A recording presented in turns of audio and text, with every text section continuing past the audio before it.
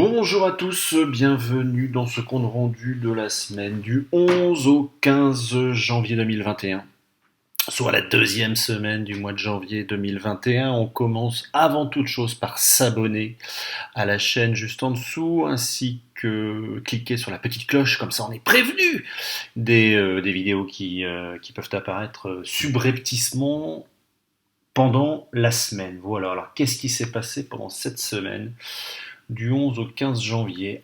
Pas mal de range quand même dans l'ensemble. Et puis fin du range à la fin de la semaine avec un petit décrochage quand même, hein. Alors, ici, on est le 11, voilà. On est dimanche, enfin, on est vendredi soir, ça monte, ça monte, ça monte, ça monte. Et bim, vendredi. Euh, non, je dis des bêtises. Alors, le 11, c'est ici. Ouh, le tocard, il sait plus faire. Voilà, tac, là, ici. Vendredi 8 janvier, hop, jusqu'en haut, voilà. Et bim, le lundi matin à minuit, une, et ben ça se met à descendre, descendre, descendre. Donc là, on a fait un plus bas, on est remonté, on a quand même rangé pas mal, mais alors rangé toute la semaine avec un range haut.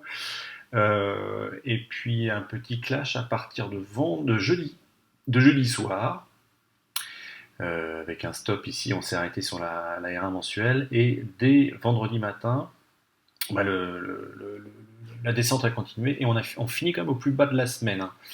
Au plus bas de la semaine, vendredi, pas tout à fait au plus bas, non, c'est pas vrai. Mais on finit quand même assez bas vendredi soir. Donc qu'est-ce qu'il y avait à faire ici? Ben, c'est toujours pareil, hein. On fait du poudre synthétique, ça veut dire qu'on est sur une haussière calme, tranquille, et quand donc on vend sur les plus hauts et on rachète en bas, on vend sur les plus hauts, on rachète en bas, comme ça on est protégé. Moi personnellement je n'achète pas de call, pourquoi? Parce qu'on est déjà sur les plus hauts historiques, donc on va pas aller plus haut que le ciel. Ça peut arriver, mais le ciel tôt ou tard il s'arrête, donc ça redescend obligatoirement, parce qu'il a fait quelques petits allers-retours cette semaine. Alors dans la mesure où mon mois a été fait la semaine précédente, je ne me suis pas pris la tête non plus. Qu'est-ce qui sait? Quels sont les résultats du dos? Ici, clac. Euh, mais pourquoi je ne l'ai pas? Mini Dow Jones ici. Le truc, il a dû picoler un peu là. Voilà, là c'est mieux. Euh, Alors qu'est-ce qui s'est passé là? Ouais, des conneries, des bêtises. Quand vous êtes sur un Mac, et ben, quand vous êtes sur un Mac, quand vous fermez votre Mac avec Problem Time en route et que vous ne réactualisez pas le logiciel, et ben, les cours continuent à évoluer ici et les bougies elles ne bougent plus. Du coup, je me suis débarrassé de deux lots ici, je crois que c'était vendredi matin. Et ben, je pensais être en gain, et ben pas du tout, j'étais en perte. Bref, ça m'a fait une moins-value de 150 euros vendredi matin, bêtement, sans avoir, sans vraiment faire attention. Je pensais que j'étais sur le graphique, j'étais bon. Maintenant, dans les cours, j'étais pas bon du tout. Bon, bref, deux pertes, ce qui est un peu énervant. Donc ça s'est passé hop, sur le dos. On va revenir voir ce qui s'est passé sur... Ouh, comment ça m'énerver lui. Ce qui s'est passé sur le S&P. Hop, voilà, on va faire comme ça, c'est mieux. Sur le S&P à partir de lundi matin. Donc là, on est vendredi 8, ça monte, et dès le lundi matin à minuit, ça commence à redescendre. Donc là, c'était vraiment du range limite descendant. Limite descendant, donc là, c'est pareil, pour vendre, c'était pas évident en fait de vendre. Je me suis vraiment pas pris la tête, c'est pas évident de vendre sur les plus hauts parce que les plus hauts étaient plus bas en fait que les précédents, hein.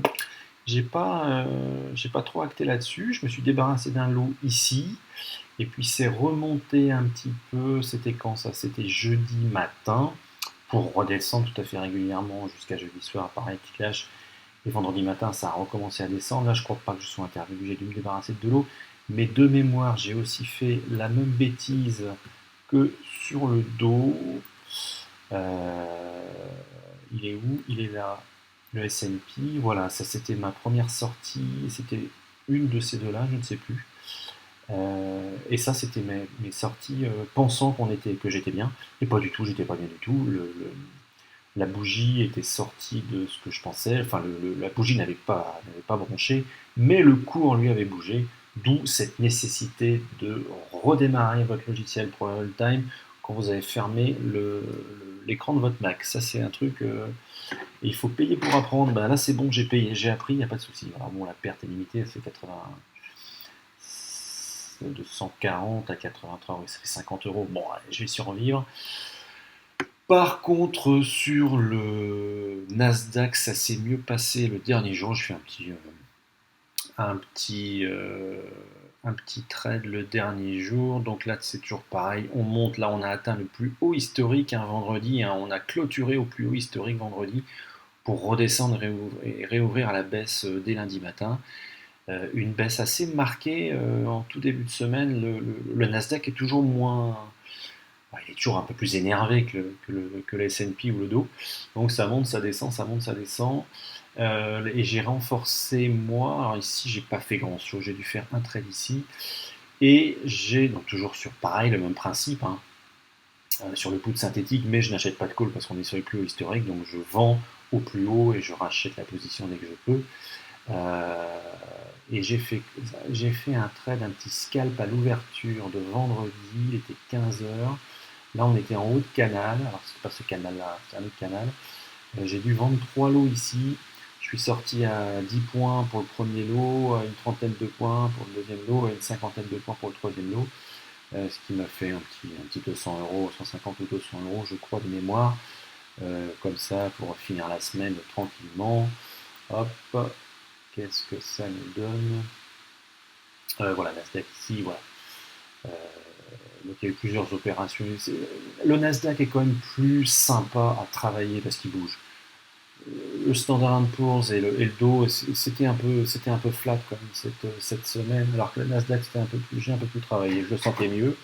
Et du coup, bah, des petites sorties, des petits allers-retours, hein, 500 euros quand même, hein, ce qui est pas négligeable, hein, 500 euros. Maintenant, si on rajoute l'ensemble des instruments, les 3 instruments sur la semaine, bon, bah, c'est pas terrible, ça nous fait 350 euros pour un portefeuille à 28 000. On est à 1,5%, 1,5% sur la semaine. J'ai fait 15% la semaine dernière, donc bien sûr, c'est différent. Mais comme on dit, le mois de la semaine dernière était fait, donc j'allais sûrement pas prendre des risques, pas possible cette semaine. Voilà. Donc maintenant, à quoi on peut s'attendre cette semaine? Biden a annoncé son plan de sauvegarde pour les États-Unis, là, 1900 milliards, je crois, de mémoire, et on dirait que le marché a vendu la nouvelle quand même, parce qu'il a commencé à descendre une fois qu'il a annoncé son plan jeudi soir. On a des bruits de bottes à Washington, parce qu'il y a la passation de pouvoir la semaine prochaine, où la ville est complètement clôturée avec l'armée, c'est super, vive la démocratie.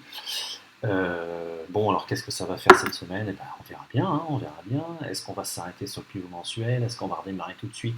Parce que je rappelle que sur le long terme, la bourse est haussière. Est-ce qu'on va pas avoir un petit clash histoire de voir comment se passe la passation de pouvoir?